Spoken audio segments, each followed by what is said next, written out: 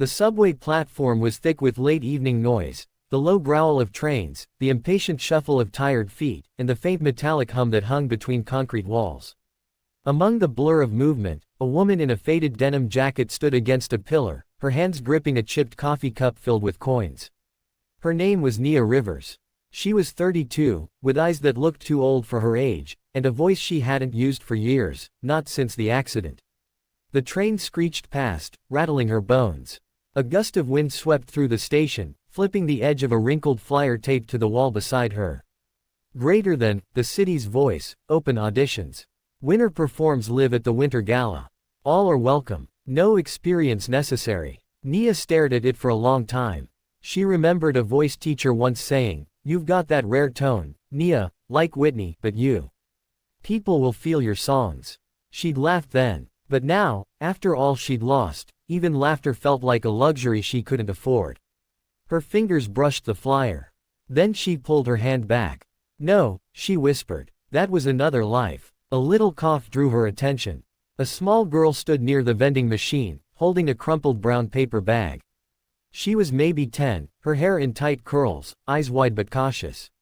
"You're gonna sing?" the girl asked. Nia blinked. "What?" The girl pointed to the flyer. "You were looking at it like it was scary." Nia smiled faintly. "It kind of is." The girl tilted her head. "Why? You scared of singin'?" "I used to sing," Nia said softly. "Not anymore." The girl frowned. "That's dumb. If you can sing, you should sing. My mom says God gives us voices to make people feel better." "Your mom's smart," Nia said.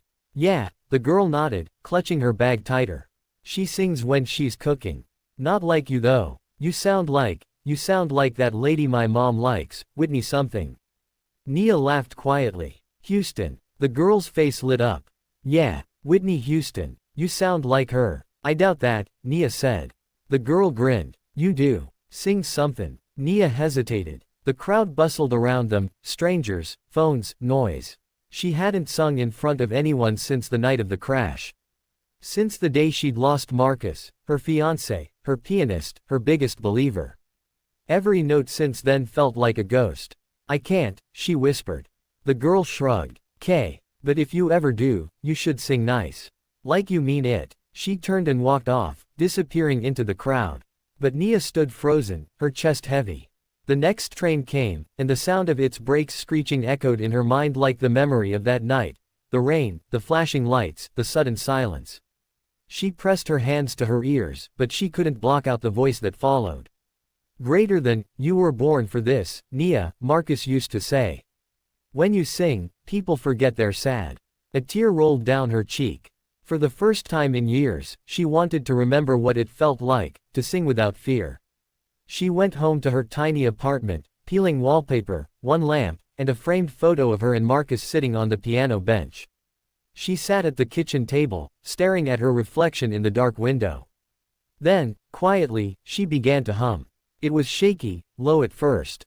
Then it grew. Her voice filled the room, gentle and raw. "I will always love you." By the second verse, her tears were falling freely. By the third, she was smiling through them. She could almost feel Marcus beside her, whispering, "There she is." The next morning, she tore the flyer off the wall. The auditorium smelled like nerves and hairspray. Contestants lined up in rows, some clutching lyric sheets, others pacing like tigers in cages.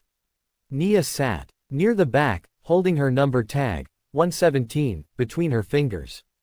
The stage was huge, brighter than she remembered from her performing days.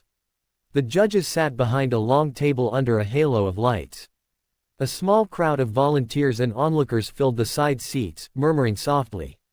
The MC's voice echoed through the speakers. "Next up, number 117, Nia Rivers." Her heart slammed against her ribs. For a second, she thought about walking out. Then she heard it, a soft voice from the back row. "You got this, Miss Whitney."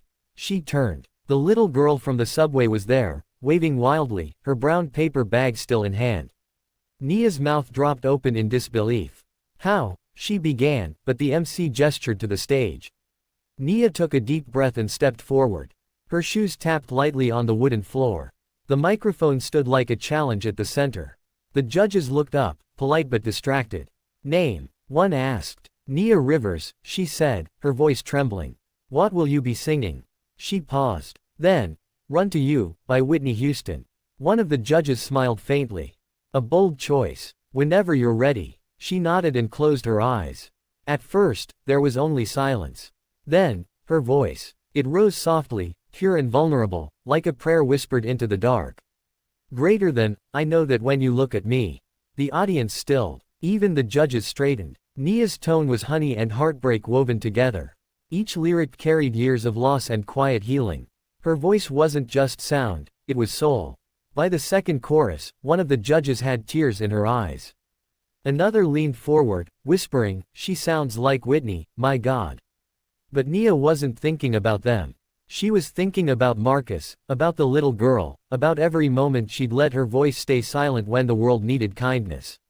She reached the bridge, her voice breaking slightly, not from weakness but truth. Greater than, I wanna run to you, won't you hold me in your arms? The final note soared, trembling but unwavering. It hung in the air like a promise, echoing long after she stopped. Then came the silence. And then, the roar. The crowd erupted, clapping, shouting. The judges stood, applauding. Even the MC looked stunned. Nia stood there, frozen in disbelief. The lights blurred from tears. The lead judge leaned into the mic. Nia, that was extraordinary. You don't just sound like Whitney, you sound like you. And that's even rarer. The others nodded. That voice, its kindness in sound. Nia's lips trembled. Thank you. She looked toward the back. The little girl was jumping up and down, grinning.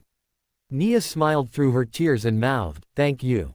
When she stepped off the stage, people were congratulating her, touching her arm, asking where she'd been hiding all these years. But all she could think about was the small girl who'd made her believe again. Hey, she said, finding her near the exit. You came. Of course I did, the girl said proudly.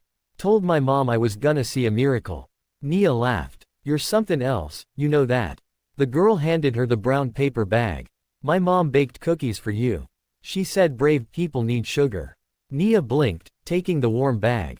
She's right. You gonna win? The girl asked. Nia crouched down. Maybe. But even if I don't, I already did. The girl frowned. That doesn't make sense. It will when you're older, Nia said, smiling. Sometimes winning just means remembering who you are. The girl looked thoughtful. Then she hugged her, tight, small arms around Nia's neck. Don't stop singing, she whispered. It makes the world nicer. Nia closed her eyes. I won't. When the results were announced later that evening, Nia won second place, but the video of her audition went viral overnight. People didn't just hear her voice, they felt her kindness. Comments flooded in. Greater than, she healed something in me. She sounds like Whitney, but with a heart that's lived through storms. I cried. This woman's voice is a gift. A week later, she was invited to sing at the Winter Gala.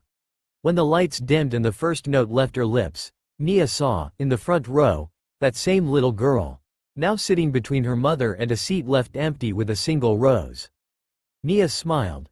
She sang not for fame, not for applause, but for love, for kindness, for the chance to make one person's world a little softer. And somewhere, she could almost hear Marcus laughing. Greater than, told you, Nia. When you sing, people forget they're sad. As her final note faded into silence, the crowd rose to their feet. But all Nia could do was bow her head, whispering a quiet prayer of thanks, for music, for second chances, and for the kindness of a little girl who believed in her before she did herself.